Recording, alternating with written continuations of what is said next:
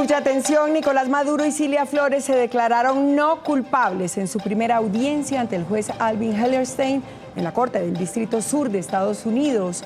Así lo señalaron luego de que les fueran leídos los documentos de acusación donde reposan cargos relacionados con tráfico de drogas y posesión de armas.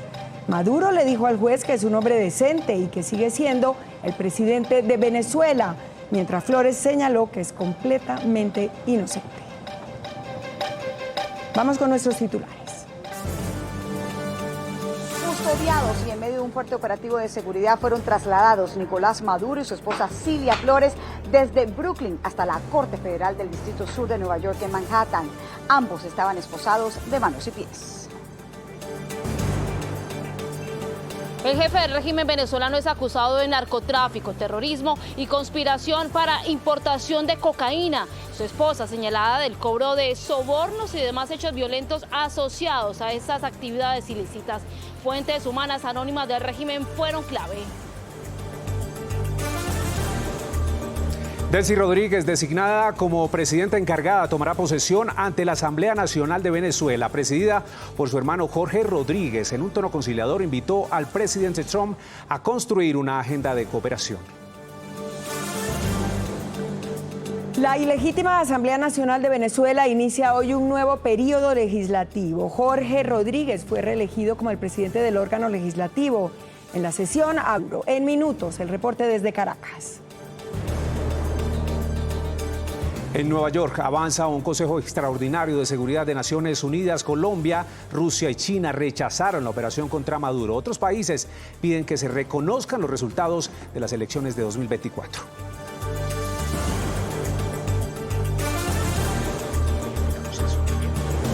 ¿Por qué el régimen continúa con la misma cúpula? ¿Cuál es la razón para que María Corina no esté en los planes inmediatos de Estados Unidos?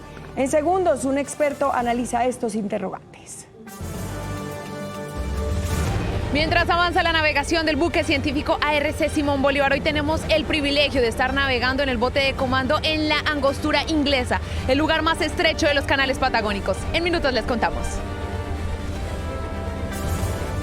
Y en deportes les mostraremos cómo Lucho Díaz se divierte en la pretemporada del Bayern Múnich. El delantero guajiro compartió una de las tradiciones bávaras de principio de año con los hinchas del equipo rojo. Hoy es el Día de los Negritos en el Carnaval de Negros y Blancos y a la Casa de los Famosos Colombia llega una nueva participante, Sara Uribe, con toda su personalidad pero también con toda la experiencia en este tipo de formatos. Nos vemos al final de la emisión desde la Laguna de la Cocha en Nariño.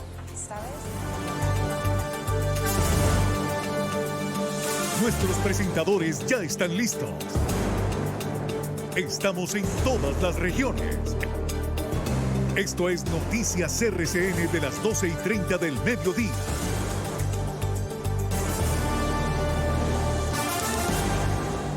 «48 horas después de la caída de Nicolás Maduro, el líder del régimen venezolano y su esposa fueron trasladados desde Brooklyn a la Corte del Distrito Sur de Nueva York». Pues Inés María, sin duda es la imagen que hoy le da la vuelta al mundo en medio de un fuerte dispositivo de seguridad y custodiados por agentes de la DEA. Se les vio esposados de pies y manos, vistiendo el uniforme de prisioneros para asistir a su primera audiencia.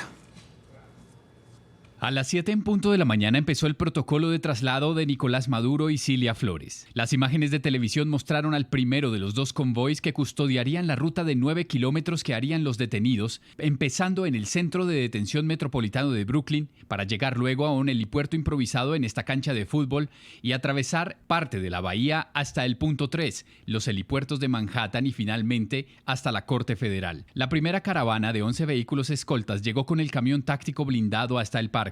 Allí Maduro y su esposa hicieron el primer transbordo, del blindado a una camioneta más ligera. Con evidente cojera de la pierna izquierda y esposado, ocupó el asiento izquierdo y segundos después Cilia Flores el lado contrario, siempre escoltados por uniformados de la DEA.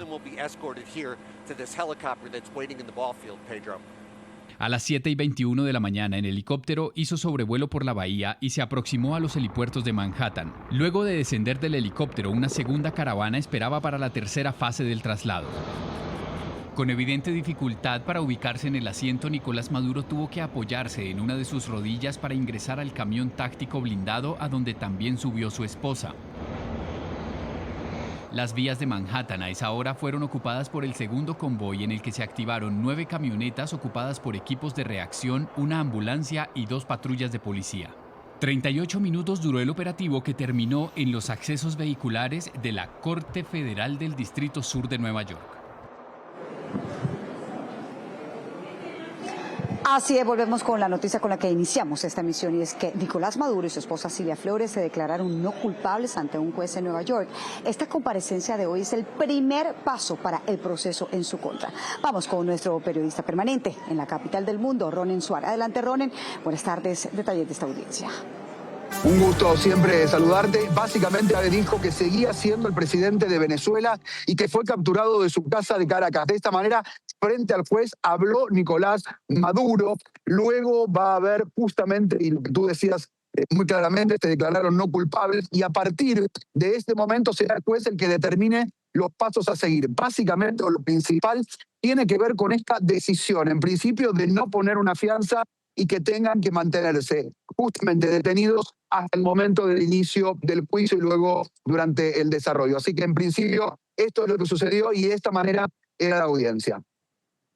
Puerta cerrada. Así es la primera audiencia de Nicolás Maduro y su esposa Cilia Flores en la Corte Federal del Distrito Sur de Nueva York. La exposición de los cargos es presentada por Jay Clayton, quien fue designado directamente por la fiscal general Pamela Bondi para liderar el equipo que desde hoy comenzó a revelar la evidencia recopilada contra los detenidos. Barry Joel Pollard es el abogado que representará a Maduro, un litigante estadounidense con amplia experiencia en casos como el de Julian Assange, que negoció el acuerdo para su declaración de culpabilidad y liberación el verano pasado. En el caso de Flores es Mark Donnelly, abogado de Houston, especializado en delitos económicos y exfiscal del Departamento de Justicia. Presentación entonces de abogados, ya claramente la defensa de Maduro irá por distintos carriles. Esto de mencionar que sigue siendo justamente el presidente de Venezuela ante el juez es una línea de lo que va a ser seguramente la línea de defensa, siendo todavía es un presidente que fue sacado de su país en forma irregular y hacia ahí irá seguramente la estrategia judicial. Pero ¿quién es el juez con el cual de frente Nicolás Maduro habló de esta manera? Escuchemos y conozcámoslo.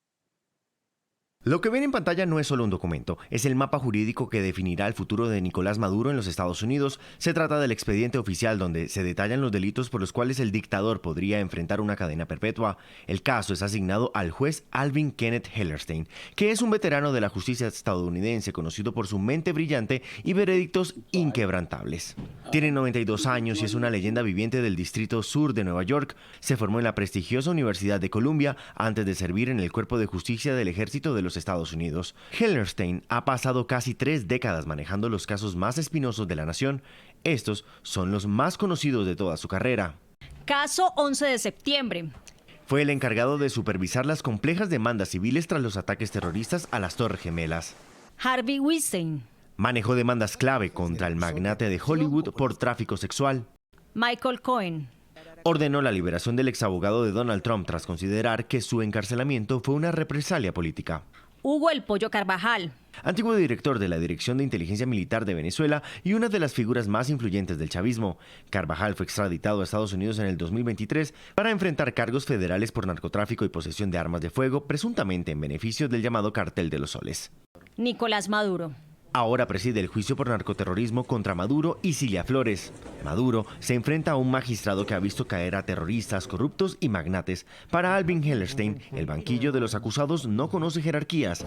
El juicio histórico de Venezuela ha comenzado y está en las manos más experimentadas de Manhattan. En principio, entonces, la expectativa, el juez va a tomar la decisión de los plazos, va a comunicar cuándo será el inicio del proceso, tendrá que dar algunas determinaciones un poco más técnicas y también hablar con tanto la defensa de los Maduros como también con el sector de la Fiscalía. Aquí estoy preparado porque seguramente alguien o de la Fiscalía o a través de la defensa de Maduro hablará frente a los tribunales, así que vamos a estar atentos a través de RSN con toda la información minuto a minuto. César, siguen ustedes. Ronnie, claro que sí, seguimos muy atentos a esas decisiones que se toman en la Corte, pero mucha atención porque el juez Alvin Hellerstein ordenó a Nicolás Maduro comparecer nuevamente ante la Corte el próximo 17 de marzo. Tanto él como Cilia Flores fueron notificados sobre su derecho a reunirse con funcionarios consulares mientras están detenidos. Ambos señalaron que les gustaría tener una visita consular. De momento se conoce que la defensa de Maduro no está buscando libertad bajo fianza. A las 12 del día 38 minutos, a esta hora nos acompaña desde Nueva York Raymond Colón, eres penalista federal y exdiplomático estadounidense. Gracias por su tiempo y por estar con nosotros aquí en Noticias RCN. Y comenzamos preguntándole cuál es la pena a la que se enfrenta Nicolás Maduro en caso de ser condenado por la justicia. Y bueno, la condena máxima serían cadena perpetua, ¿no? Más 30 años. El mínimo son 40 años. Yo estoy seguro que si lo encuentran culpable, el juez lo va a condenar a cadena perpetua más 30 años. Si se encuentra que Maduro ha dado órdenes de asesinar a alguien o borrar la competencia o matar a alguien simplemente porque ha sido honesto, ¿no? Ha sido alguien noble que actualmente estaba combatiendo contra el narcotráfico, le podrían imponer la pena de muerte, pero yo dudo que lo harían. Sí, doctor Colón, si Maduro coopera con la justicia, ¿cree usted que podría llegar a algún acuerdo con la Fiscalía o a una posible rebaja de pena?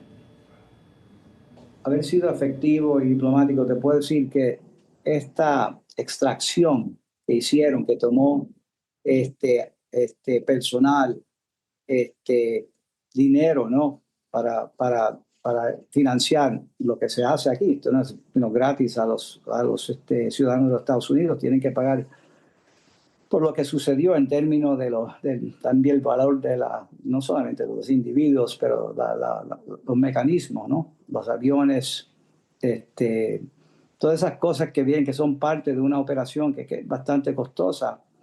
Yo creo que en este caso, lo que vamos a ver aquí es que este caso va a durar mucho tiempo. Más importante es el hecho que los abogados van a pedir información clasificada. Sí, doctor Colón, lo que no se puede negar ahora mismo es que en Venezuela reinan sentimientos de temor e incertidumbre. ¿Cree usted que vienen más ataques u otras extracciones a otras cabezas del régimen venezolano? Este proceso diplomático que se va a llegar en una dirección donde muchos países van a condenar a los Estados Unidos, y actualmente la ironía de todo esto es que en un sentido el señor Trump se está comportando como alguien que él cree que tiene una buena relación y lo respeta, es Vladimir Putin, el presidente de Rusia, ¿no? Porque hacer este clase de ataque tiene muchos paralelos a lo que sucedió en Ucrania. Vamos a hablar del petróleo, porque actualmente esto es básicamente una agenda de llevarse el petróleo de Venezuela para que los Estados Unidos, yo creo, se beneficien a las costillas de los venezolanos. Pero yo creo que Donald Trump, en mi opinión, ha demostrado que básicamente es una persona que está más interesado en los elementos financieros y económicos de los Estados Unidos en vez de los venezolanos. Señor Raymond Colón, penalista federal y ex diplomático estadounidense, gracias por acompañarnos en Noticias RCN. 12 del día, 42 minutos. Según la acusación que tiene de Estados Unidos en contra de Nicolás Maduro y su esposa Cilia Flores, deberán responder por 4 delitos relacionados con narcotráfico y terrorismo. La fiscal de ese país dice tener pruebas contundentes, según lo afirmó la jefa de esa cartera, Pam Bondi. Dice que la mayoría de esas pruebas fueron obtenidas por fuentes humanas pertenecientes al régimen. Nicolás Maduro deberá responder por un total de 4 delitos relacionados principalmente al narcoterrorismo. Conspiración de narcoterrorismo, conspiración para importar cocaína hacia Estados Unidos, uso y posesión de armas de guerra, ametralladoras y explosivos, y conspiración armada ilegal ligada al narcotráfico. Por años, la justicia estadounidense ha recolectado pruebas basadas principalmente en fuentes humanas, entrevistas de informantes con la DEA, infiltraciones, grabaciones y cooperación de otros funcionarios venezolanos ya condenados en este país, como el caso de los narcosobrinos y el Pollo Carvajal. Durante las reuniones grabadas con fuentes, Campos Flores y Flores de Freitas, familiares de Maduro, explicaron que estaban en guerra con Estados Unidos, describieron al cartel de los Soles, hablaron de una conexión con un comandante de las FARC que supuestamente era de alto rango e indicaron que buscaban recaudar $20 millones del narcotráfico para apoyar una campaña de Flores de Maduro en relación con las elecciones a la Asamblea Nacional de Venezuela a finales de 2015. Mientras que sobre su esposa, Cilia Flores, pesan los delitos de conspiración para importar cocaína, uso y posesión de armas de guerra, conspiración para poseer armas de guerra, sobornos, participación directa en secuestros y asesinatos. La Fiscalía también pide incautación de bienes obtenidos en el régimen. De ser hallado culpable, el máximo dictador venezolano podría pagar condenas desde los 30 años hasta cadena perpetua, sin posibilidad de libertad condicional. Y miren ustedes, según el Indictment contra Nicolás Maduro, el jefe del régimen y otros integrantes de la cúpula tendrían una relación muy estrecha y cercana con el ELN y las disidencias de las FARC, lo que habría permitido la actuación del cartel de los Soles. El documento dice también que el régimen le facilitaba las rutas para que pudieran fortalecer sus actividades de narcotráfico a cambio de brindarles protección en ese país. Según la acusación, estos grupos armados colombianos son descritos como organizaciones narcoterroristas responsables de producir grandes cantidades de cocaína en Colombia, mientras que el régimen venezolano habría convertido su territorio en una plataforma segura para el tránsito, almacenamiento y exportación de cocaína con destino final a los Estados Unidos. Así, en cada paso, apoyándose en los productores en Colombia, los transportistas y distribuidores en Venezuela y los receptores y redistribuidores en los puntos de transbordo al norte, los traficantes se enriquecían a sí mismos y a sus corruptos benefactores que los protegían y ayudaban. La Fiscalía señala que esta alianza opera dentro del llamado Cartel de los Soles, el cual define como una organización criminal liderada por Nicolás Maduro Moros, integrada por altos funcionarios del régimen, fuerzas de seguridad venezolana y grupos armados extranjeros, entre ellos las FARC y el ELN. Entre 2018 y 2019 aproximadamente, Rodríguez Chacín realizó múltiples viajes desde el estado de Barinas a Caracas con un líder clave de las FARC para reunirse con Maduro Moros, ya que Rodríguez Chacín fue asignado por Maduro Moros para brindar protección y apoyo a las FARC y al ELN. Sobre el ELN, la Fiscalía asegura que opera de manera activa dentro del territorio venezolano con conocimiento y protección del régimen. Entre 2022 y 2024 aproximadamente, Cabello Rondón viajaba regularmente a pistas de aterrizaje clandestinas controladas por el ELN cerca de la frontera entre Colombia y Venezuela para garantizar el tránsito seguro de la cocaína en territorio venezolano. Para la justicia estadounidense, la conclusión es directa. Sin la producción de cocaína de las FARC y el ELN, no existiría el volumen de droga y sin la protección del régimen venezolano no existirían rutas seguras para su exportación. Precisamente conocimos un informe de inteligencia de las fuerzas militares con el reporte de la presencia de grupos armados ilegales en Venezuela. El ELN tendría el 60% de sus hombres en ese país. Diana Coronado, ¿qué más dice el documento? Pues vea, Inés María, el documento discrimina la presencia de dos grandes grupos criminales en Venezuela y en Colombia. Estamos hablando del ELN y el Estado Mayor Central, en cabeza de Iván Márquez. Pues asegura que hay por lo menos 6.456 hombres del ELN, de los cuales 1.276 estarían en presencia en Venezuela, específicamente en los estados fronterizos. Estamos hablando de Zulia, Táchira, Apure y Amazonas. También tendría presencia la segunda marquetaria con Iván Márquez a la cabeza. Alias Silva o Silvana sería la cabecilla del Frente de Guerra Nororiental del ELN, que estaría liderando el área política de la organización criminal en el estado Táchira, territorio venezolano. Y alias Ricardo Nicho Matías sería el cabecilla del Frente Carlos Armando Cacua del ELN, que también delinque en la zona fronteriza entre Cúcuta y Táchira. Estos dos cabecillas, y según esta información de inteligencia, estarían al frente de más de 1.276 hombres del ELN en territorio venezolano. En la actualidad, la organización criminal tiene cerca de 6.450 hombres en armas y redes de apoyo. Según este mapa de inteligencia, los principales campamentos del lado venezolano estarían en todos los estados de la zona fronteriza, es decir, Zulia, Táchira, Apure y Amazonas. Por lo tanto, tendrían que desplazarse, que se movían muy cómodos entre Venezuela y Cuba, el Comando Central y la Dirección Nacional de la DINAL, así como Pablito, controlando parte de las fronteras y las rentas ilegales de la droga. Muchos generales o muchos altos mandos pueden mantener estos vínculos y estas relaciones con un perfil mucho más bajo, pero mantenerlos finalmente a cambio de protección. Las disidencias de las FARC, principalmente la Segunda Marquetalia, también mantiene campamentos bajo el mando de Luciano Marín Arango, alias Iván Márquez, y Jenner García Molina, alias John 40. Agentes de inteligencia aseguran que estos 1.276 con presencia en Venezuela del ELN podrían aumentar hasta en un 10% en los próximos días. César, esta es la información que tenemos desde la sala de redacción. Usted tiene más información. Buenas tardes. Buenas tardes, Diana. Y esta información usted que sí que la tiene bien clara, Diana. No solo el ELN hace presencia en Venezuela, también lo hacen estructuras criminales transnacionales como Hezbollah y Hamas. En medio de esta compleja situación, hay quienes aseguran que es muy importante que Estados Unidos logre consolidar sus fuerzas militares en ese país. De lo contrario, Colombia podría ser utilizado como refugio de estos grupos. Ante la posible llegada de tropas norteamericanas a Venezuela, la amenaza del éxodo podría incluir la llegada de grupos terroristas internacionales como los islámicos a Colombia. Expertos aseguran que la imposibilidad de movilización sería una de las razones.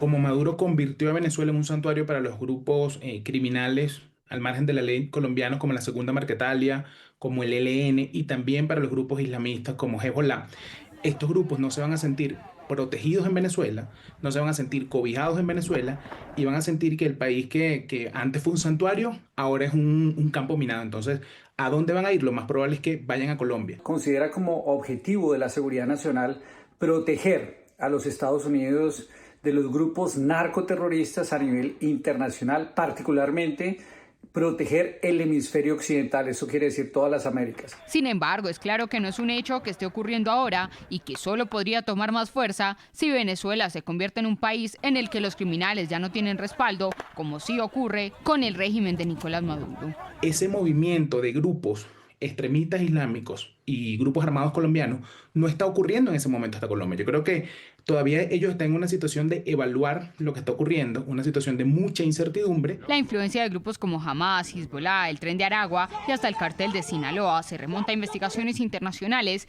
que develarían cómo tienen protección y ayuda del régimen. Son personas muy violentas y que están ligadas al tema de terrorismo islámico. Una de las cosas que más extraño se le hace a los venezolanos o a quienes viven en la isla de Margarita es que muchas de esas personas tienen pasaporte diplomático. El eventual retorno a Colombia podría implicar un riesgo para la seguridad nacional.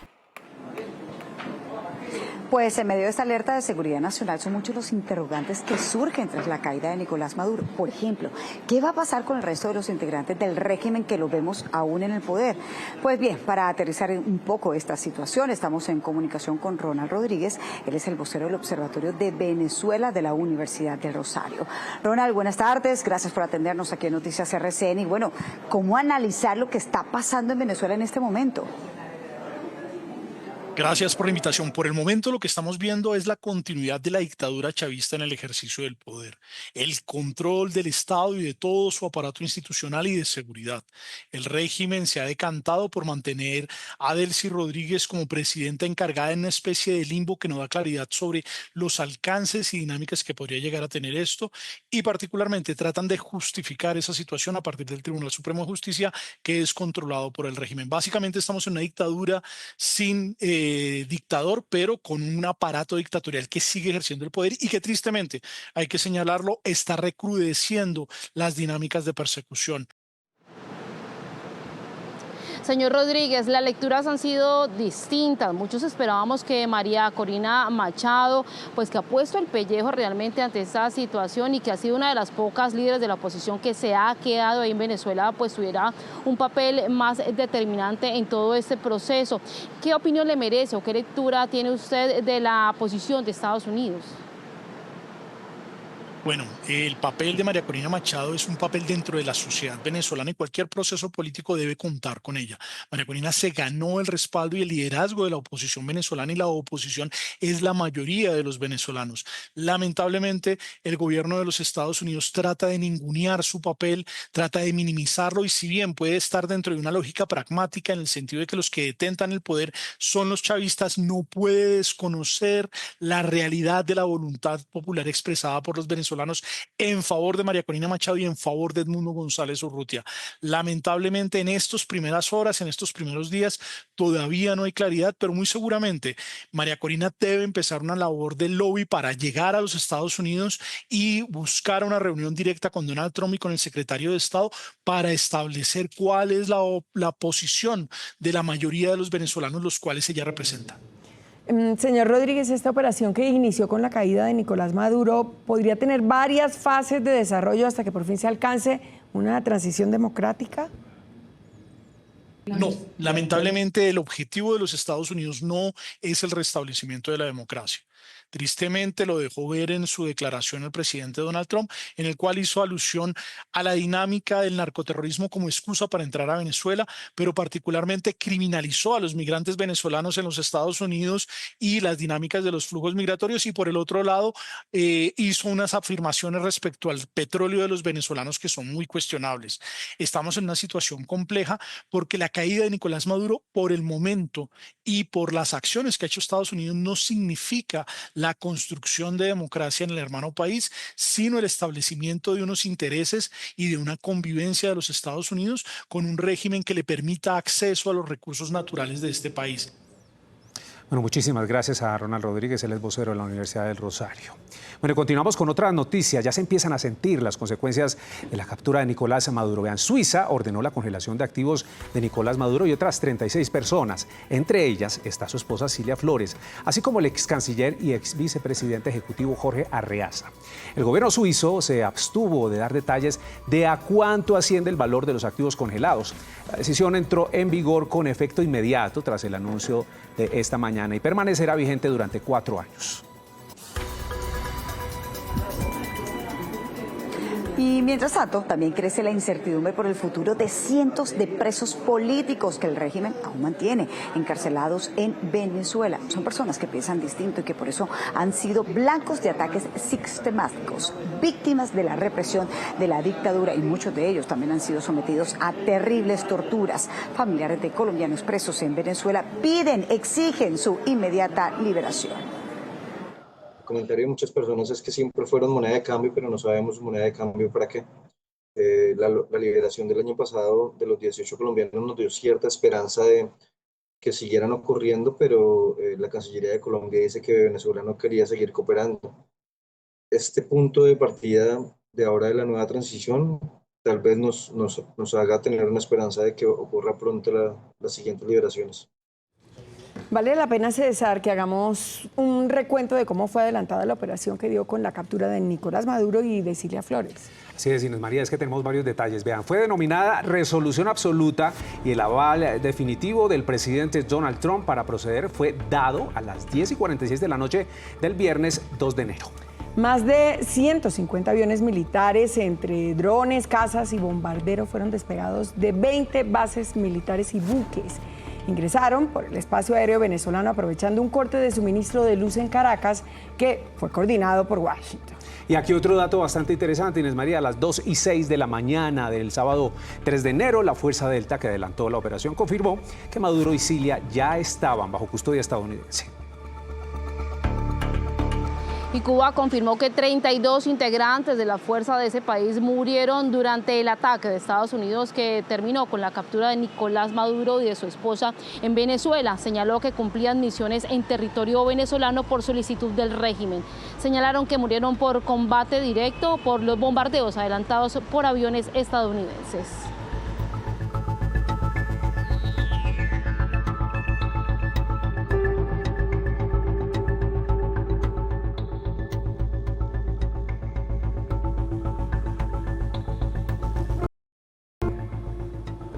El presidente Gustavo Petro respondió en su cuenta de X a los fuertes y reiterados señalamientos que le ha hecho el presidente Donald Trump, que no descarta una intervención en Colombia.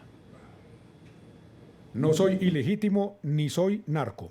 Así respondió esta madrugada el presidente de Colombia, Gustavo Petro, a través de su cuenta de X a las declaraciones de su homólogo estadounidense, Donald Trump, quien afirmó que no descarta una eventual operación en territorio colombiano. Colombia también está muy enferma, gobernada por un hombre enfermo al que le gusta fabricar cocaína y venderla a Estados Unidos, y no va a seguir haciéndolo por mucho tiempo, se lo aseguro. Sin embargo, esta no sería la respuesta definitiva del mandatario, ya que aseguró que primero verificará la traducción exacta de las palabras de Donald Trump antes de responder formalmente. En ese mismo mensaje, calificó como ilegítima cualquier amenaza contra su gobierno. Yo tengo una enorme confianza en mi pueblo y por eso le he solicitado al pueblo que defienda al presidente de cualquier acto violento y legítimo en su contra.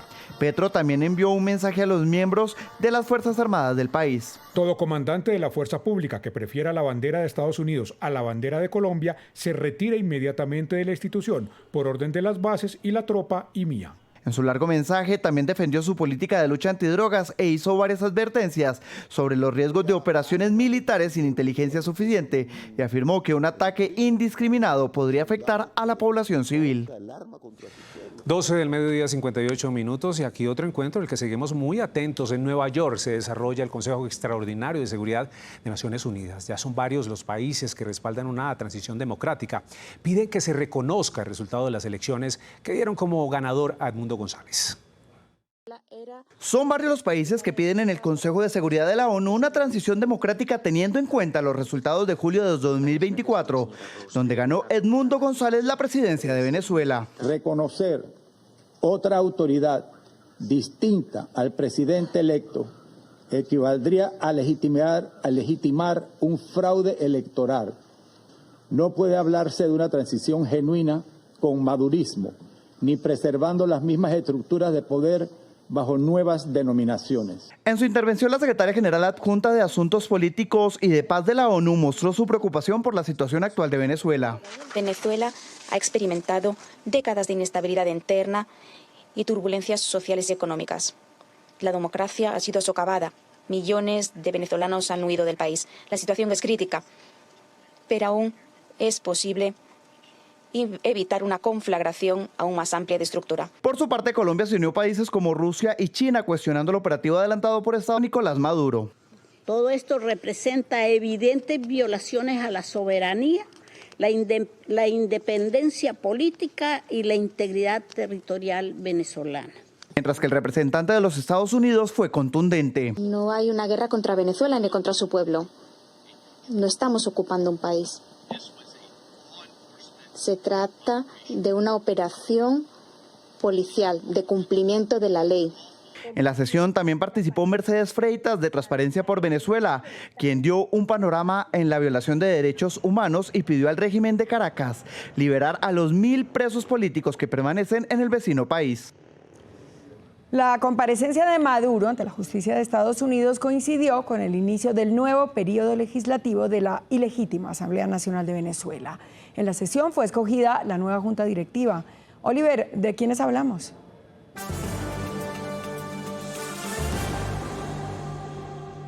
Desde la capital venezolana, es así, pues hoy es el día en el que la Asamblea Nacional es el año presidencial, donde comienza el nuevo periodo legislativo. En esta oportunidad Jorge Rodríguez quedó reelecto para el Parlamento venezolano. Esta sesión evidentemente tiene un toque diferente o un dato diferente, por decirlo de alguna manera, y esto tiene que ver precisamente por la captura de Nicolás Maduro. Allí pudimos observar a Nicolás Maduro Guerra, el hijo de Nicolás Maduro, quien de alguna manera ofreció un discurso diciendo que Nicolás Maduro va a volver al país, que no se van a rendir y que es importante que los Estados Unidos tengan claro que supuestamente él está confiado en que Nicolás Maduro va a regresar a Venezuela. Vamos a ver el siguiente informe para de alguna manera visibilizar o visualizar qué fue lo que ocurrió hoy en el Parlamento venezolano. Sobre las 10:50 de la mañana, la Asamblea Nacional de Venezuela dio inicio a la instalación del periodo constitucional legislativo 2026-2031, en el marco de una sesión ordinaria. El acto comenzó con la entonación del himno nacional, seguida del discurso de apertura del diputado Fernando Soto Rojas. Que el presidente de los Estados Unidos, el señor Trump, pretende ser fiscal, juez y policía del mundo. Entre los diputados en el recinto estuvo Enrique Capriles. Luego de una pausa, el diputado Giuseppe Alessandro dio lectura al acta de examen de credenciales. La inasistencia de Cilia Flores, elegida diputada y quien fue capturada junto a Nicolás Maduro. Nicolás Maduro Guerra, hijo del líder del régimen, se refirió a la situación de su padre y de Cilia Flores. Hiciste de todos nosotros en la familia gente fuerte. Aquí estamos, cumpliendo hasta que regrese. Minutos después propuso los nombres de Jorge Rodríguez Gómez como presidente de la Asamblea Nacional, quien fue reelegido en el cargo. Inés María, y luego de este decreto que ha firmado el régimen venezolano, esto tiene que ver con las personas que supuestamente es un decreto de conmoción, supuestamente con las personas, va dirigido a las personas que ellos dicen que llamaron de alguna manera a una invasión o a todo lo que tiene que ver con las sanciones en esta nación suramericana. Hay preocupación evidentemente entre los ciudadanos porque no se sabe cuál va a ser el criterio que se utilizará para de alguna manera sancionar desde aquí a aquellas personas que ellos consideren que supuestamente pidieron invasión para esta nación suramericana. Por lo pronto en las calles venezolanas la normalidad es una normalidad, no es la misma normalidad de todos los días, evidentemente es parcial por decirlo de alguna forma, porque los ciudadanos están prácticamente en sus hogares, hay algunos comercios, sí están trabajando algunos comercios, las personas comprando sus enseres, sus comidas, todo lo que tiene que ver también con las medicinas, pero no hay la cantidad de personas que siempre estamos acostumbrados a ver en la calle. Es decir, son muy pocos los ciudadanos que han salido, quizás esperando también qué es lo que va a pasar, cuál va a ser el desenlace, porque recordemos que se ha hablado de una transición. Sin embargo, no se sabe cuánto tiempo se puede llevar lo que han denominado una transición, porque los discursos evidentemente son diferentes uno del otro en relación con lo que tiene que ver el discurso de Estados Unidos y el discurso por parte de las autoridades acá en Venezuela. También es importante destacar que en las calles se han visto algunos colectivos visiblemente armados y esto también ha traído como consecuencia reacción entre los ciudadanos, porque esto es una sensación intimidatoria. Así lo han describido los ciudadanos en la calle. Por lo pronto hay una tensa calma, no ha habido ningún tipo de protestas, tampoco de situaciones que puedan dejar algún tipo lamentable, alguna reacción lamentable. Todo lo contrario, las personas están tranquilas en sus hogares y el que está trabajando, bueno, está en su lugar de trabajo. Con esta información vamos a retornar con ustedes al estudio. En Venezuela rige el estado de conmoción exterior después de la captura de Nicolás Maduro y Cilia Flores. Este decreto brinda poder al Comando Estratégico Operacional de la Fuerza Armada Nacional Bolivariana a realizar el control y operaciones necesarias en todo el territorio nacional, ordenando a toda la población de todo el territorio a asumir la defensa de la nación ante un eventual ataque. Además, el artículo 5 de este documento expresa una orden clara a la Policía Nacional a capturar a toda persona relacionada con el ataque armado de Estados Unidos. Este decreto fue expedido el 3 de enero y tiene una duración de 90 días. Ante esto, en territorio venezolano, el ambiente es de tensión. Hay poca gente transitando en las calles, algunas hacen filas en los supermercados y farmacias. En varias zonas no hay servicio de electricidad, mientras los comercios operan a oscuras y con pagos limitados. Incluso atienden por ventanillas por razones de seguridad. En la noche la situación es similar. Zonas que antes eran altamente concurridas como Cachao, Altamira y la Avenida Libertador registraron una inusual ausencia de personas. Ciudadanos también han reportado el tránsito de colectivos en motos y con armas en mano. Otros adelantan retenes en sectores como Altamira, infundiendo miedo entre la población. César, vamos a esperar entonces cuál va a ser el resultado, cuáles son las nuevas medidas de esta Asamblea Nacional y por supuesto también de este decreto que ha firmado el régimen venezolano y cuál va a ser el impacto que va a tener dentro de la población venezolana. Con esta información regresamos contigo, César, al estudio. Oliver, muchísimas gracias. Un decreto que le da amplio poder, por supuesto, a las facultades de Delcy Rodríguez. Vean, y en medio de toda esta situación, uno de los actores económicos más relevantes tiene que ver con el petróleo. Venezuela es el país con el mayor número de reservas de crudo en el mundo, llegando a más de 303 mil millones de barriles. Sin embargo, en las últimas décadas la producción ha venido disminuyendo. Mientras que en la década de los 80 Venezuela producía a diario más de 3 millones de barriles de petróleo, hoy en día apenas llega a 1 millón. El 80% de la producción de crudo venezolano se exporta a países como China y Rusia. Precisamente, César, entramos en materia y nos conectamos y saludamos a esta hora a Juan Pablo Vieira. Él es analista de mercados, para preguntarle cómo está la economía de Venezuela hoy. Y empezamos preguntándole qué tan afectada está y cómo podría cambiar a corto plazo. Buenas tardes. Pues realmente es una situación que se ha acumulado durante 27 años de socialismo. Ha sido una situación que año tras año va acrecentando sus problemas estructurales. Y esto se debe a varios factores. Inició con una subida muy importante en temas de bonos, de salario mínimo, que es precisamente una de las alertas que hemos estado viendo en Colombia ahora con el aumento del 24% del salario mínimo. En su momento, Chávez aumentó el salario mínimo un 30%. Y eso empezó a generar una espiral inflacionario muy importante. En pocas palabras, es un aumento de precios descontrolado que subía más los precios. La gente perdía el poder adquisitivo a pesar de aumentos gigantescos o populistas del salario mínimo. Juan Pablo, pero con las puntadas que ha dado el gobierno Trump, ¿cómo será la articulación de Estados Unidos precisamente en la recuperación de la economía de Venezuela? Realmente somos muy optimistas, no solo con Venezuela, sino con Colombia. En el caso de Venezuela vemos un optimismo total. ¿Por qué? Porque ellos están sentados en las reservas más grandes de petróleo del mundo. No lo han explotado porque se fue el talento, es la corrupción, han estado regalando el petróleo a otros países aliados de la región, a Rusia, China, todos tienen compromisos con todo el mundo que han logrado sostener este régimen que llegó a su fin, afortunadamente, o está llegando a su fin. Pero entonces Estados Unidos tiene que entrar con toda la artillería, con toda la fuerza, a generar un cambio. Pues gracias a Juan Pablo Vieira por su análisis económico aquí en Noticias RCN. Avanzamos en la frontera con Venezuela, en norte de Santander. Hay una alta expectativa por lo que pueda pasar. En la zona hay un puesto de mando unificado instalado para atender a los migrantes que crucen por esos puntos. Brandon, detalles de lo que está ocurriendo. Compañeros televidentes, muy buenas tardes. Así es, pues vean, este puesto de mando unificado se lleva a cabo en las oficinas de gestión del riesgo municipal.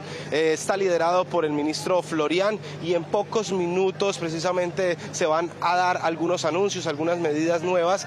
Esto en preparatoria a un posible éxodo masivo de migrantes que llegue precisamente de territorio venezolano aquí a la zona de frontera entre el norte de Santander y el estado Táchira. Por supuesto, desde las 5 de la mañana está abierta la frontera en medio de tranquilidad, se ha podido evidenciar. Sin embargo, esa tranquilidad pues también está llena de incertidumbre por parte de los habitantes que residen aquí en la zona de frontera. Hemos visto que algunos procuran guardar silencio frente a las disposiciones del gobierno venezolano, de lo que se está haciendo en medio de esta transición política, pero lo que sí han exigido precisamente es que haya libertad para su país. Ellos exigen justicia, ellos esperan que esto mejore porque llevan muchas décadas esperando un cambio. Pues yo opino que inocente no es, porque él hizo muchas cosas que dañaron a Venezuela y pues inocente no tiene nada inocente. Pues nosotros lo que estamos esperando es el cambio, que tengamos un cambio para poder vivir mejor, claro. Compañeros televidentes, pues miren, lo que ustedes evidencian a esta hora en cámara desde el Puente Internacional Simón Bolívar es la presencia de militares, como lo habíamos dicho, luego de la instalación del puesto de mando unificado el día sábado, pues la militarización se ha hecho evidente por parte del ejército, de la policía. Hemos visto también la llegada masiva de prensa internacional. Algunos de ellos han intentado cruzar, por supuesto, han tenido inconvenientes con la Guardia venezolana debido a que no hay garantías del otro lado de la frontera para ejercer la libre expresión. Sin embargo, hemos estado hablando toda la mañana y todos estos días con los habitantes aquí en la zona de frontera, los venezolanos que permanecen expectantes frente a lo que pueda suceder con la frontera, incluso aquellos gremios que esperan que las decisiones políticas que se tomen durante los próximos días pues no afecte el intercambio comercial. Sabemos que esta es la frontera más importante entre el norte de Santander y el estado Táchira y por supuesto que ha venido creciendo ese intercambio comercial entre Colombia y Venezuela y que de llegarse a cerrar la frontera pues afectaría a estos gremios. Hoy hacen un llamado también para que haya paz, para que haya tranquilidad en la zona de frontera, para que no se quiten algunos de los servicios que han venido siendo prestados por Colombia, como precisamente el servicio a la educación, donde niños, niñas y adolescentes pues se han visto beneficiados de este servicio y que la próxima semana iniciarían aquí en la capital norte santandereana nuevamente, y es por eso que hoy hacen el llamado para que se mantenga esa tranquilidad que se ha mantenido durante los últimos días. Han indicado que luego de conocerse la captura de Nicolás Maduro pues entraron en algún nerviosismo del lado venezolano, compraron diferentes enseres para las viviendas, algunos se encerraron y hasta el día de hoy se reactivó nuevamente el transporte en San Antonio del Táchira. Aquí les hemos preparado el siguiente informe sobre la situación de frontera. Una vez más, los pasos limítrofes entre Norte de Santander y el Táchira fueron abiertos con normalidad. El despliegue militar por parte de Colombia se ha hecho presente en los diferentes puentes internacionales que conectan a Colombia con Venezuela. Los 4 pasos fronterizos, los 4 puentes que tenemos dentro de Norte de Santander se encuentran habilitados desde las 6 de la mañana. Hay paso y afluencia normal. Gremios como FITAC hoy confían en que la situación política interna de Venezuela no vaya a afectar la operatividad en el intercambio de mercancías que desde el 2002 ha venido creciendo entre ambos países. Este impasse que estamos viviendo en esta frontera es netamente político, no va a afectar nuestras operaciones de comercio exterior. Pese a la calma que hoy se mantiene en la zona limítrofe, hay madres que también permanecen entre la incertidumbre por servicios como el transporte de pasajeros y el acceso a la educación, pues muchos niños y niñas venezolanos se ven beneficiados de estos en Colombia. Es bastante complicado para los que estamos viviendo de la pasada, ¿no? Recién sucedió eso el mismo día, pues hubo las compras nerviosas, el mercado, eso, los anaqueles quedaron vacíos, la gente nerviosa. Los venezolanos que hoy cruzan hacia territorio nacional mantienen prudencia y aunque muchos esperaban la caída del régimen, también que ninguna decisión política afecte el bienestar de quienes residen en ambos lados de la línea divisoria. Compañeros televidentes, pues vean, una de esas medidas que se espera tomar durante las próximas horas aquí en la capital de Norte de Santander, mediante el liderazgo del Ministerio de la Igualdad, es fijar si van a dejar algún albergue temporal por si se llega a registrar ese éxodo masivo de venezolanos hacia la zona de frontera. Por supuesto, nosotros vamos a estar muy atentos e informándoles a ustedes todo lo que ocurre en la zona de frontera desde Norte de Santander y el estado Táchira. Brandon Galvis, Noticias RCN. César, usted tiene más información. Muy bien, Brandon, muchísimas gracias. Vean, y en Bucaramanga las autoridades también están preparadas para recibir y atender a los migrantes. Además, están tomando medidas de seguridad. Cristian.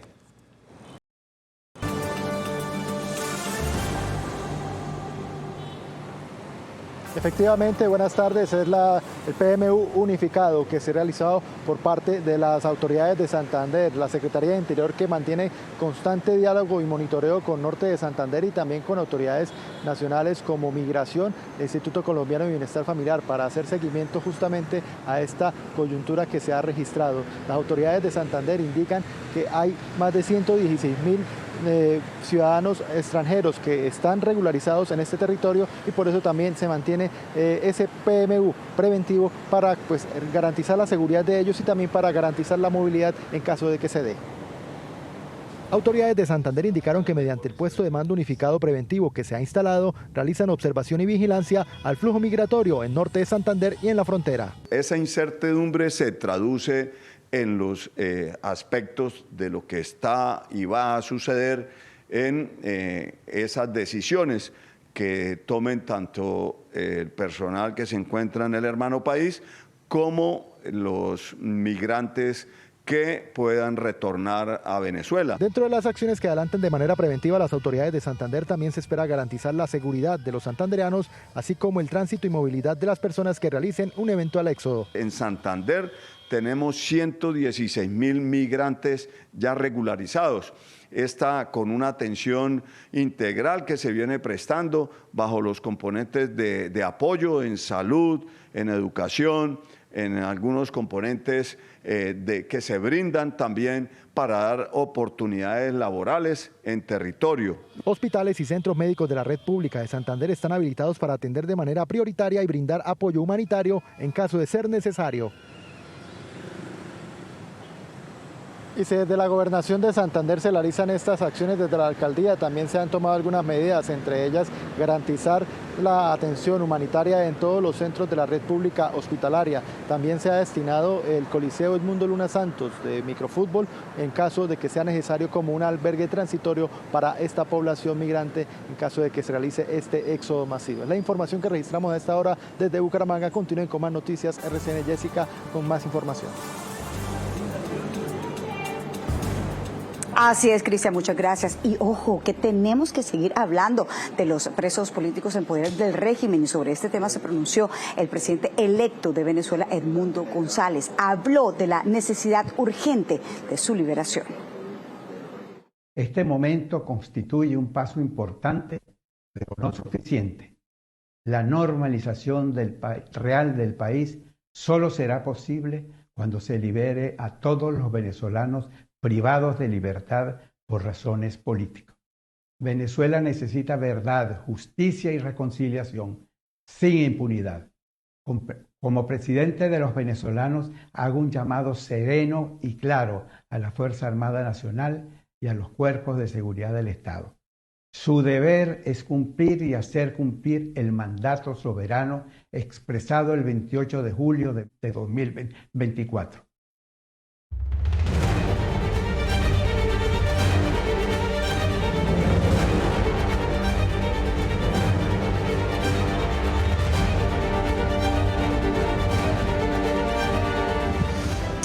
Es la 1:18 p.m. Cambiamos de tema porque tenemos que contarles que el gigante científico de la Armada Nacional sigue su recorrido por los canales patagónicos en Chile, que lo llevará a Punta Arenas. Ese es el próximo puerto internacional. Y quiero preguntarle a Esteban, ¿en qué punto se encuentran exactamente en este momento? Esteban, adelante. Buenas tardes. ¿Qué tal? Un saludo muy especial. Seguimos nuestro recorrido hacia el corazón de la tierra y qué mejor manera de saludarlos hoy con este imponente paisaje, el majestuoso canal patagónico en el lado de la Angostura Inglesa. Hemos estado incluso a 100 metros de distancia de la montaña que estamos bordeando y que nos llevará hacia Punta Arenas. Pero hoy no podía ser diferente nuestro espacio. Tenemos que estar en diferentes escenarios. Y yo sí quiero saludar desde aquí, desde la cubierta de abastecimiento, a Angélica Arango, que se encuentra en el bote de comando. Angélica, aquí la saludo. Si me está viendo, qué bueno saludarla a unos 20 metros de altura más o menos. ¿Cómo va por allá? Me imagino que el paisaje es diferente. Esteban, me encanta saludarlo, por fin nos alejamos un poquito. Sí, efectivamente yo lo saludo desde el bote de comando. Estamos en este momento navegando en la Angostura Inglesa, que es el lado más estrecho de los canales patagónicos, y desde acá le puedo decir que es imponente nuestro hogar, nuestro buque ARC Simón Bolívar, el laboratorio flotante más grande que en este momento tiene Colombia. Es imponente y el paisaje es totalmente espectacular. Pero además de hablarle de eso, también yo quiero invitarlo a que veamos una nota muy especial. Escuchemos. El ARC Simón Bolívar no navega solo. En su tránsito por las aguas del sur del continente, la cooperación internacional se convierte en una pieza clave para avanzar con seguridad. 3 oficiales extranjeros acompañan la travesía.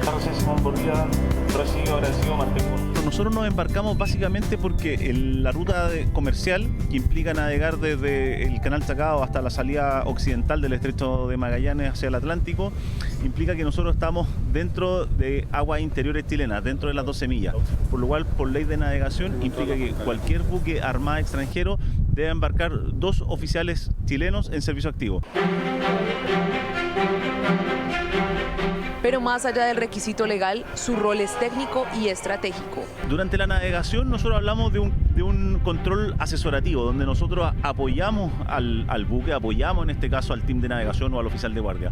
Pero hay 5 canales que requiere más exactitud, y ahí nosotros tomamos el control positivo del buque y ya son las órdenes más directas para que no tengamos ninguna complejidad durante la navegación.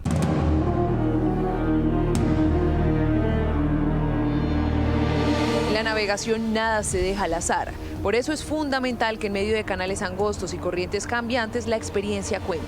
El trabajo previo, aparte de la experiencia que ya tiene el piloto jefe conmigo, con su ayudante, viene también del trabajo de las cartas, lectura de los derroteros, que los derroteros son publicaciones que emite el servicio hidrográfico para poder conocer todos los pasos y canales angostos que vamos a navegar. detallando sus peligros, sus corrientes y los cambios de marea.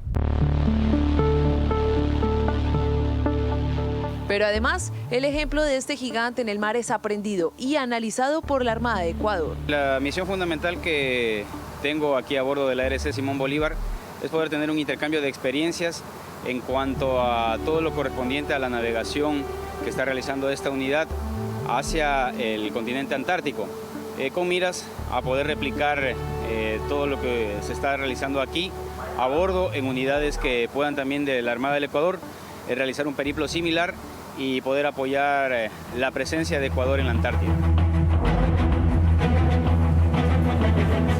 Una navegación que une banderas, saberes y objetivos comunes. En el ARC Simón Bolívar, la cooperación internacional no solo guía el rumbo, también fortalece la presencia científica y marítima de la región en la Antártida.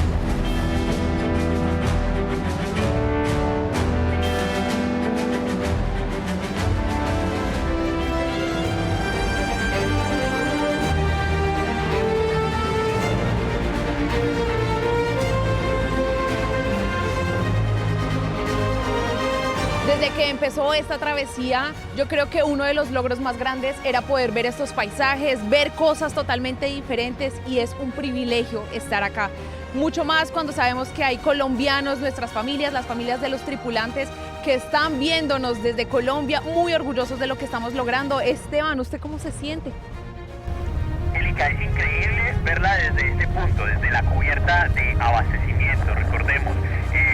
Usted se ve muy diminuta desde allá, pero me imagino que los paisajes son increíbles. Si yo los estoy viendo de manera increíble, no me quiero imaginar estando usted allá. Pues miren, nosotros seguimos navegando, sumando millas, y los tripulantes del ARC Simón Bolívar siguen saludando a sus familias. La conexión que tenemos en este momento, en esta travesía. Esto es Colombia, siempre cerca.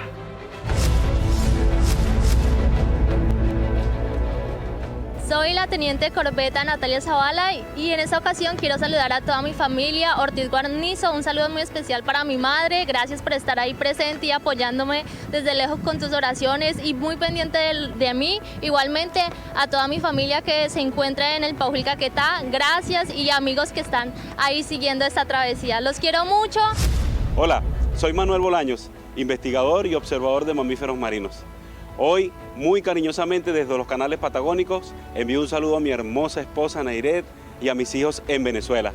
También a mis padres allá en Colombia. Los extraño, saludos a todos, los amo.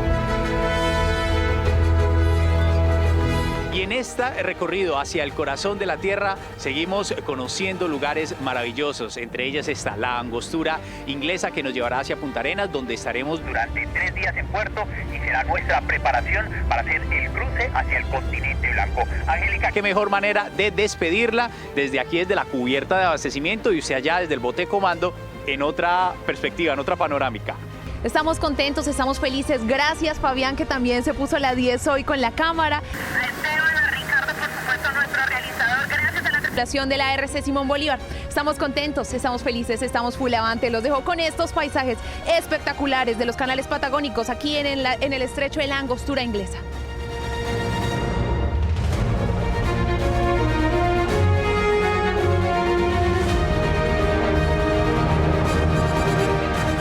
Angélica, Esteban, muchísimas gracias. Qué belleza, de verdad, qué lindo esos paisajes, como usted lo dice, Angélica.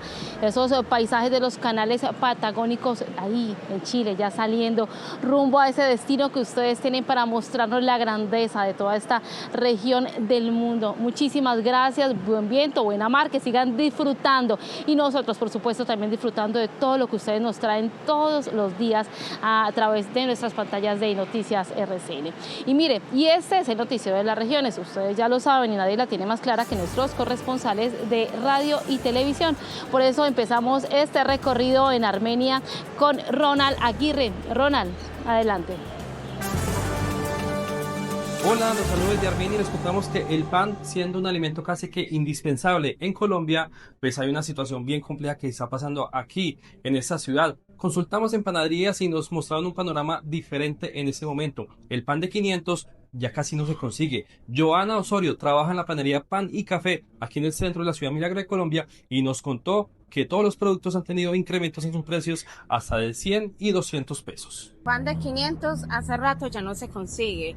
De hecho, el pan que nosotros manejamos a 700 pesos nos tocó subirlo a 800 pesos debido a, pues, al incremento de todo. Los proveedores ya todo le subieron. Además, Joana nos contó que los clientes ya se están quejando por estas alzas. Deja de comprar, se van porque dicen, no, ya está muy caro. Entonces mucha gente que no entiende esos puntos. A pesar que el pan hace parte de los hogares colombianos y estos precios tan altos, pues sigue siendo muy apetecido por los colombianos. Ronald, y de Armenia nos vamos para Medellín con Verónica Gómez. Verónica, hola. Compañeros televidentes, un saludo desde la capital antioqueña contándoles que las autoridades ambientales entregaron el balance de las afectaciones a la fauna silvestre, esto por la quema de la pólvora. De acuerdo con las autoridades, pues para el 2025 ingresaron 157 animales silvestres al Centro de Atención y Valoración del Área Metropolitana del Valle de la Urrá, con graves afectaciones.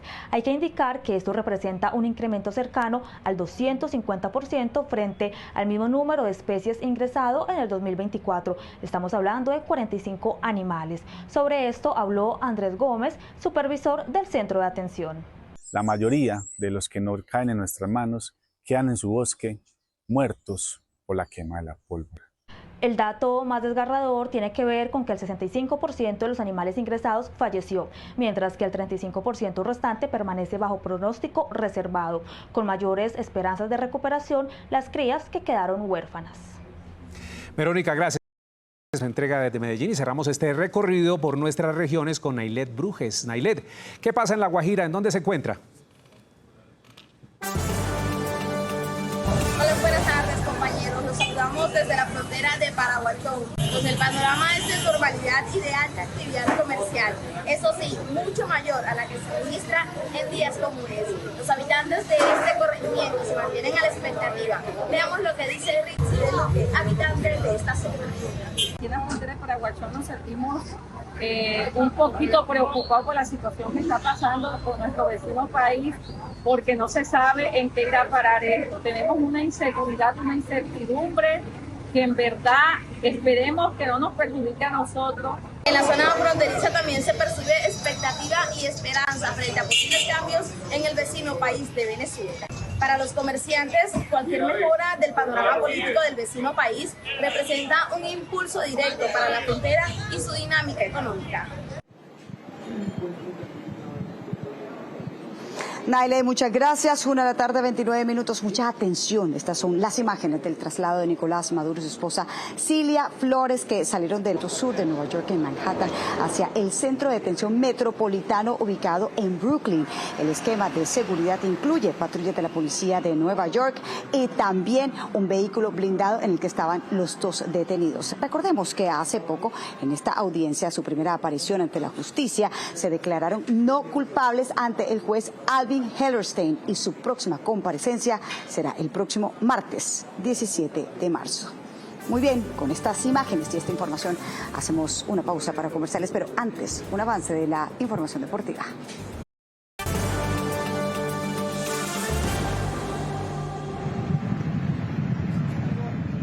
Gracias por continuar con nosotros aquí en Noticias RCN. Miren, hoy es el segundo día del Festival de Música de Cartagena. Ya es una cita imperdible desde hace 20 años y anoche se abrió el telón en el Teatro Adolfo Mejía. Ivonne, adelante con los detalles. Buenas tardes.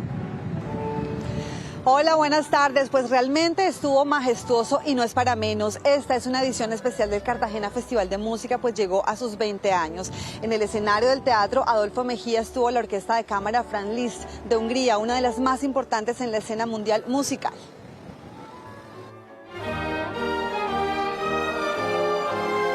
Heroica volvió a convertirse en escenario de la música clásica universal con el concierto inaugural del Cartagena Festival de Música, un evento que cada año reúne talento, historia y excelencia artística en la ciudad amurallada.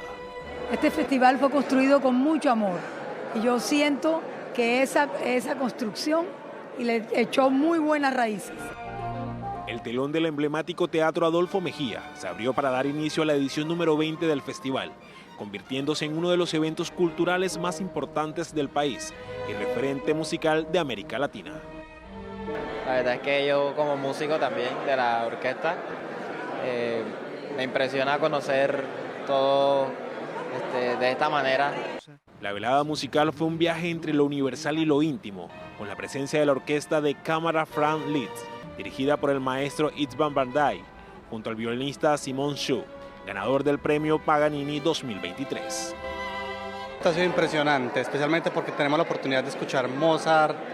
Ha sido simplemente fascinante. Durante 9 días, Cartagena será el punto de encuentro para amantes del arte, con una programación que incluye conciertos, actividades académicas y experiencias culturales, donde la historia y la belleza de la ciudad se unen en un solo lenguaje, la música.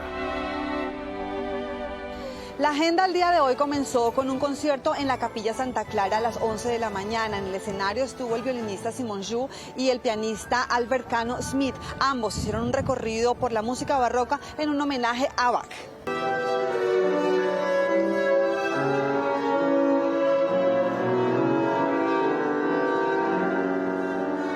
Y si están en Cartagena, prográmense porque de aquí en adelante lo que esperan son muchos conciertos. La agenda en total incluye 27 conciertos. El de esta tarde a las 4 nuevamente en la Capilla Santa Clara está dedicado a la voz del alma. Será a las 4 de la tarde. Nosotros, por supuesto, en nuestra emisión de las 7 de la noche les tendremos más detalles de este cubrimiento especial del Cartagena Festival de Música en su versión número 20. Buenas tardes. Cartagena empezó a sonar como una flauta, como los grandes, como el arte. Bach sonó por América. Con estilo italiano nació una fábula que viajaba hacia tierra firme, llena de símbolos, formas y armonías. Bella y sublime como el bel canto, con color, hizo que cantara como ella, como el mar. Hoy seguiremos con el alma y el cuerpo. RCN, sumérgete en la cultura. Gracias por continuar con nosotros. En el sur de Bogotá se registró un intento de feminicidio. La víctima recibió múltiples heridas con arma blanca. Miguel Cruz, ¿cómo está la mujer? Y bueno, ¿qué se sabe del agresor? ¿Qué tal? Un saludo. Mire, la familia lo describe como una tortura de casi una hora. Esta mujer se encuentra bajo estudio médico, se encuentra bajo revisiones, tiene múltiples fracturas en su rostro y en estos momentos llegó hasta este punto, aquí en Puente Aranda, haciéndole unos chequeos médicos para verificar sus condiciones de salud. Mientras tanto, la familia lo que está pidiendo es que esa persona que fue capturada en el conjunto residencial donde ocurrió todo, pague, ojalá con cárcel. Veamos. En este apartamento, una mujer de 37 años fue golpeada, cortada, abusada y amarrada con este cable. Según su familia, fue una tortura de su expareja sentimental. Todo ocurrió en un conjunto del barrio La Estancia de Ciudad Bolívar, sur de Bogotá. Entró, le dio varios golpes, la llevó a la habitación, le obligó a que se desnudara. Ahí hubo como la violencia sexual. Ahí la empezó a ahorcar con las manos, con un cable, con ropa. Cuando bajé las escaleras, ella estaba por una ventana, amarrada, desnuda y con golpes muy visibles en el rostro, pidiendo ayuda. Lo describen como un intento de feminicidio. Vicky tenía medida de protección desde diciembre porque aunque llevaba 6 meses con él, no era la primera vez que le pegaba y hace un tiempo ella decidió terminarle, incluso cambiando de residencia, pero aparentemente eso no detuvo al hombre de 46 años. Tocaron a la puerta, entonces ella se dirigió a abrir, le dijeron que era de vigilancia y ella nomás a abrir, el sujeto le dio un golpe y ahí empezó con toda la agresión y él en medio de la agresión le cuenta a ella que él le pagó 50.000 pesos a un vigilante para que lo dejara entrar. Anoche sus vecinos le ayudaron y describieron la escena como de terror. Tiene 4 fracturas en el hueso de la nariz, también como en la parte de la mejilla. Tiene como hematomas adentro de la boca porque también la cortó con el cuchillo adentro de la boca. El hombre fue capturado y según las autoridades se enfrenta a un proceso por el hecho. La familia exige que pague con cárcel. Una denuncia importante de esta familia y lo que piden es que esta persona pague con cárcel. Ahora, en otras noticias, hablamos sobre el hallazgo en Cundinamarca, una familia que no se dio por vencida por 47 días y luego de una emergencia invernal que ocurrió en ese tiempo, encontraron a una mujer de 45 años, se trata de Ana Lucía Villota, quien había sido víctima de una creciente súbita. Ella junto a otros familiares fueron arrastrados desde su vehículo por esta creciente reciente. El vehículo pues avanzó varios metros y posteriormente esta mujer era la única que faltaba por encontrar ese cuerpo. Esta familia dice que durante los primeros días recibieron todo el apoyo por parte de Bomberos Cundinamarca, específicamente de ahí, de Silvania, Cundinamarca, donde ocurrió esta emergencia, y que desde ahí luego pues las autoridades empezaron otro tipo de búsqueda, una búsqueda secundaria.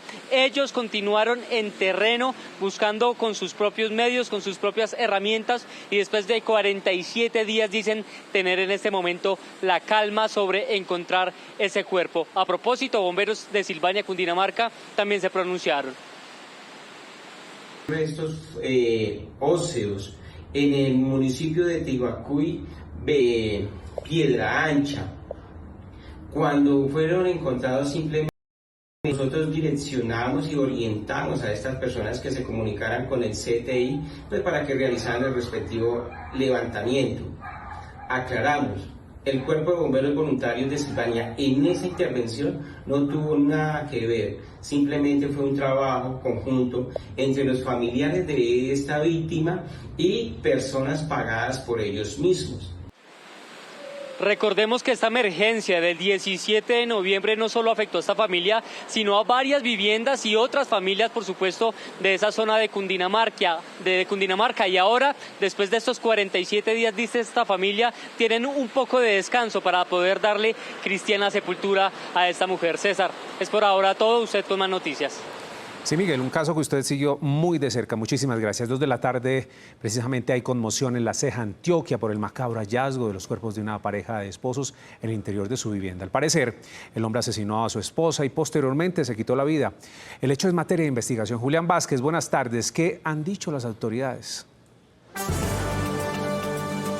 César, buenas tardes. Lo que indican las autoridades es que este es el primer homicidio del año en contra de una mujer aquí en el departamento de Antioquia y que el caso estaría enmarcado en un contexto de violencia intrafamiliar. Pues en medio de las investigaciones, algunos vecinos le señalaron a la policía que las peleas entre esta pareja de esposos eran muy frecuentes. Aún así, nunca hubo una denuncia formal. El primer fin de semana del año trajo consigo una noticia trágica para los habitantes de La Ceja, Antioquia. En una vivienda del barrio Montesol, las autoridades encontraron sin vida a Natalia Lescano, de 36 años, y junto a su cuerpo, el de su esposo Wilson Cardona, de 37 años, ambos con heridas de arma blanca. El caso se destacó como un homicidio del masculino hacia la señora y posteriormente él se quita la vida con el arma blanca a través de una herida en el cuello. Según las autoridades, no se tiene conocimiento de que la mujer haya denunciado a su esposo por violencia intrafamiliar. Lo único que se recopiló es que habían discusiones permanentes que se la pasaban en un tema de peleas constantes entre esta pareja y por algún tipo de exaltación. Solo en 2025, 108 mujeres fueron asesinadas en Antioquia. Ya será la Fiscalía General de la Nación la que nos dirá de estos 108 cuántos fueron feminicidios. La mujer era mamá de un joven de 18 años. A las 2 de la tarde, 2 minutos, hablamos ahora de un grave hecho de intolerancia que ocurrió en una de las celdas de la subestación de policía del corregimiento de Altavista, aquí en Medellín. En medio de una riña, detenidos quemaron a una mujer trans de 23 años con agua hirviendo y como si fuera poco también le prendieron fuego a la celda. Por fortuna, los uniformados reaccionaron a tiempo, llamaron a los bomberos, el incendio fue apagado y pues la mujer fue trasladada a un centro asistencial donde se recupera. La Policía Nacional en la subestación de policía Altavista capturó a 2 personas quienes ya estaban privadas de la libertad, señaladas de agredir a otra persona al interior de estas salas de reflexión. La población trans también está viviendo un momento crítico desde hace 13 años porque están de estación en estación con todos los derechos vulnerados, teniendo en cuenta que esta población debería de tener un poquito más de consideraciones por su condición. La mujer trans sufrió quemaduras de segundo grado en sus brazos y en el rostro, pero hasta ahora se desconocen los motivos de la riña. Jessica, usted con más de Noticias RCN. Julián, así es, más noticias de las regiones porque en Santa Marta fue capturado el presunto feminicida de una joven de 22 años en hechos que ocurrieron en abril del 2024 en Puerto Colombia. La Fiscalía precisó que no se trató de un suicidio, como había dicho en un principio su pareja, sino de un asesinato. Bernardo, buenas tardes. ¿Qué dicen los familiares de esta mujer?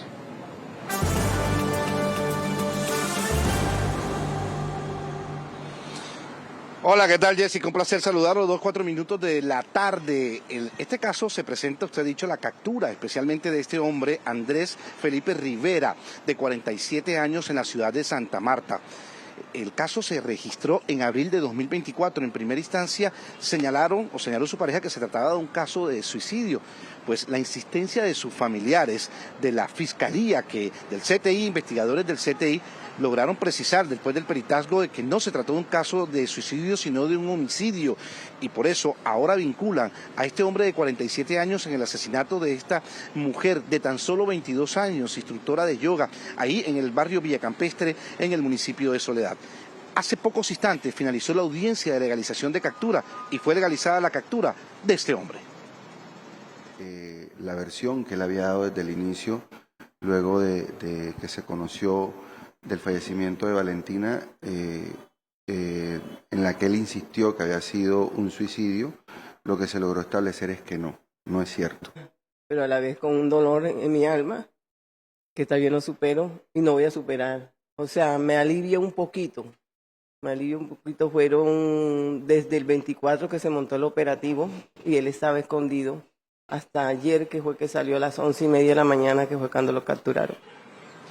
En otras noticias que se originan en Barranquilla y su área metropolitana, en las últimas horas un torrencial aguacero cayó en la capital del departamento de Atlántico, dejando varias emergencias. Se las voy a enumerar de norte a sur. Empezamos en el norte de la capital de Atlántico. Terminó un arroyo que se formó en el sector de la calle 82 entre 55 y 56, arrastrando a un domiciliario en su motocicleta. Se arriesgó a atravesar el arroyo, no está tan crecido, y terminó arrastrándolo varios metros.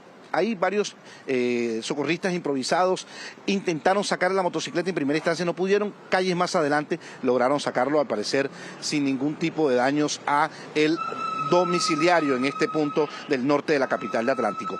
Pero no solamente fue eso, los fuertes vientos que se registraron en el centro de la capital de Atlántico dejaron emergencias y casas destechadas ahí en el sector del barrio San José Chiquinquirá. Se llevó todo a su paso, láminas caídas, casas destechadas, fue lo que provocó esta emergencia, además de un árbol caído en el centro de la capital de Atlántico. Mire, y ahí mismo en el centro, más hacia el suroriente de Barranquilla, no aprendemos.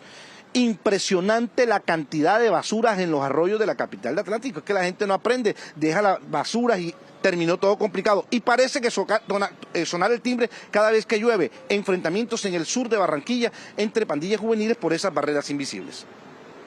Bueno, la verdad que yo estaba en el cuarto y cuando sentí fue un trupilicio y salí corriendo y vi el torbellino que cómo levantaban las láminas del vecino al frente. Y inmediatamente pues lo que hice fue coger y recostarme a la pared y salí al momento. Eso fue rapidito, eso fue en fracciones de segundo. Las autoridades ya vienen haciéndole seguimiento a estos jóvenes que cada vez que llueve se enfrentan a piedra en el sur y suroriente de Barranquilla. Inés María, usted con más información, muy buenas tardes. Bernardo, muchas gracias. Mucha atención, Delcy Rodríguez juramentó como presidenta encargada de Venezuela luego de ser designada por el mismo régimen. La juramentación se da en medio del inicio del periodo legislativo en la Asamblea Nacional y luego de que fuera elegida la Junta Directiva. Destacábamos además que este acto ha sido encabezado por el presidente del Parlamento Nacional, doctor Jorge Rodríguez, como este primer... Luego de esa noticia en Venezuela, 2 de la tarde, 8 minutos, tenemos más noticias del Caribe colombiano porque miren, una candidata al reinado de la independencia dijo que fue víctima de una estafa luego de contratar a un supuesto planificador de bodas y que le entregó un adelanto de 31 millones de pesos y este luego desapareció. Esta mujer, ex candidata que vive en Italia, viajó solamente a Cartagena para casarse. Tairina, adelante con los detalles de esta noticia. Hola, buenas buenas tardes. Así es, esta ciudadana cartagenera llegó aquí a La Heroica con la ilusión de vivir los días más felices previos a su boda, pero lastimosamente tuvo una decepción al enterarse que la persona que había contratado para los servicios de planeación de su matrimonio la habría presuntamente estafado con 30 millones de pesos. Ella asegura que desde hace varios meses venía en conversación con este señor y le había hecho algunas transferencias correspondientes a mobiliario, a flores, a animación y sonido, pero lastimosamente al llegar a la ciudad se dio cuenta que todo había sido falso. Katy Julio logró finalmente casarse con el amor de su vida, pero ahora lo que quiere es justicia para que más personas no sean víctimas de este wedding planner. Honestamente, pues yo dije, démosle la oportunidad, pero nunca me imaginé que iba a llegar a Cartagena el 5 de diciembre y me iba a encontrar con que esta persona había desaparecido, con que los proveedores eran falsos y que todo era una total mentira. La joven, quien además participó en el reinado de la independencia de Cartagena, pide a las autoridades locales, alcaldía, gobernación y fiscalía que se apersonen de esta situación porque presuntamente el hombre quien la habría estafado está por las calles de la ciudad caminando como si nada. Es toda la información por el momento desde Cartagena. Tairina Atencio, Noticias RCN. Vamos ahora con información del Valle del Cauca porque una mujer de 27 años que tenía circular roja de la Interpol fue capturada en la comuna 16. La mujer se movilizaba en una motocicleta cuando fue requerida en un puesto de control por parte de la Policía Metropolitana de Cali y allí se hizo efectiva su captura. Estaba solicitada por las autoridades de Brasil por un proceso penal por el delito de tráfico transnacional de drogas ilícitas y tiene una condena pendiente de 15 años de prisión. La Policía Nacional en la ciudad de Cali logra la aprehensión de Luz Ángela Cruz Prado. Esta persona es solicitada por el delito de tráfico transnacional de drogas por Brasil. Se tiene conocimiento que en el año 2019 fue capturada en el aeropuerto de Tabatinga cuando llevaba adheridos a su cuerpo 6 kilos de cocaína con destino final México. 2 de la tarde, 11 minutos, y hoy esta denuncia que llega desde Venezuela. Al menos 7 periodistas y trabajadores de prensa fueron detenidos hoy, en su mayoría en inmediaciones de la Asamblea Nacional. Según el Sindicato Nacional de Trabajadores de Prensa Venezolana, ya fueron liberados y pidieron la liberación de quienes siguen detenidos. 3 fueron liberados. 2 de la tarde, 12 minutos. Hacemos una pausa para comerciales y ya regresamos para seguir poniéndonos al día aquí en Noticias RCN. Inés María, así es, y por supuesto ustedes televidentes, aquí seguiremos pendientes en Noticias RCN lo que sucede con Nicolás Maduro y con su esposa Cilia Flores. Ya sabemos que hoy tuvieron la primera comparecencia ante un juez en la Corte Federal del Distrito Sur de Nueva York e inmediatamente fueron trasladados al Centro de Reclusión Metropolitano de Brooklyn y se declararon no culpables. Así que también estaremos pendientes de lo que sucede en Venezuela. Recuerden que estas y otras noticias están disponibles en canalrcn.com y lo vemos en la emisión de las 7 de la noche. Feliz tarde para todos, César. Así es, feliz tarde. Sigan conectados con nuestra programación. Inés María, Jessica, Ingrid, qué gusto acompañarlas. Feliz resto de tarde.